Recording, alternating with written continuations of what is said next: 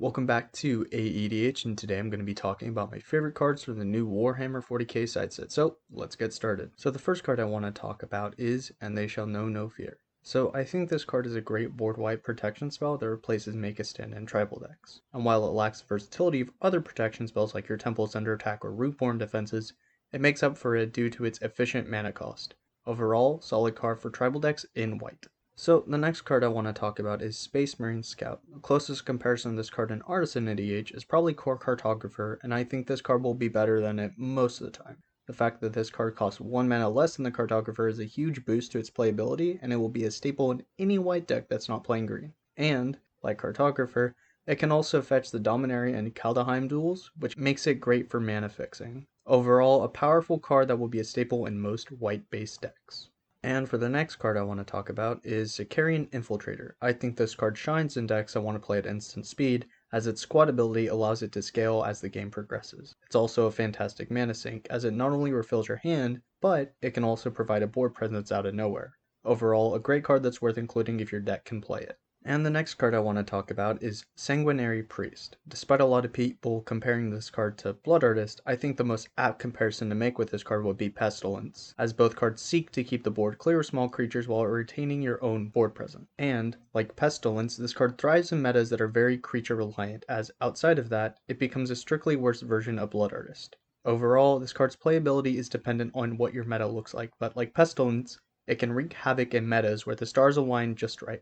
And for the next card I want to talk about is Psychomancer. I think this card only really shines in Krark Clan Ironworks deck, as its ability only triggers when non-token artifacts leave the field. Overall, this card is a bit niche, but having access to another Disciple of the Vault effect is always nice for KCI decks, or just decks that just want to sacrifice a bunch of artifacts. So the next card I want to talk about is Seeker of Slaanesh. I think this card is going to be a staple in Artisan Group Slug decks, but I can't really think of any other practical applications for this card. Overall, I'm just happy that we got more support for this archetype, and I hope Wizards prints more effects like this in the future.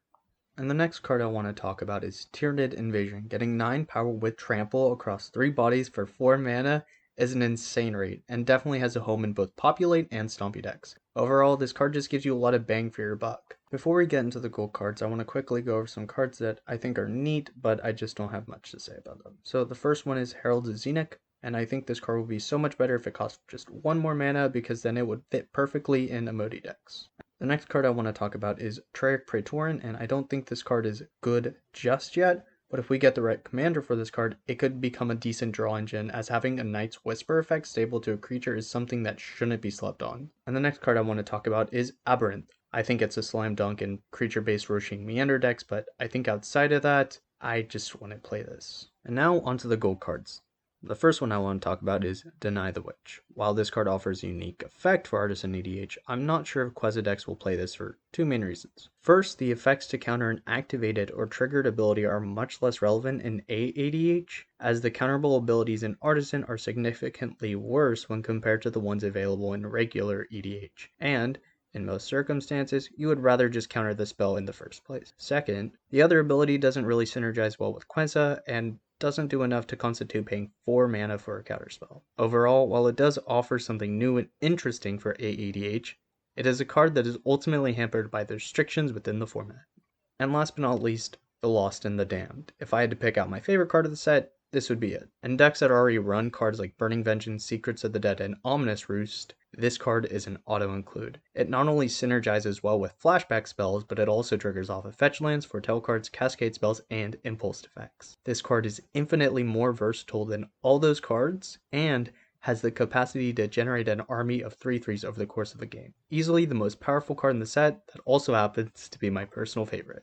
Overall, the set was pretty great. I didn't expect Artisan EDH to get any new cards from the set, but somehow we did. I wonder if Wizards is starting to recognize the format. Anyways, if you think I missed any notable cards from the set, let me know down in the comments below, or just leave a list of your favorite cards. And if you like this content and want more of it, please leave a like or subscribe for more AEDH content. Thanks for watching, and have a great day.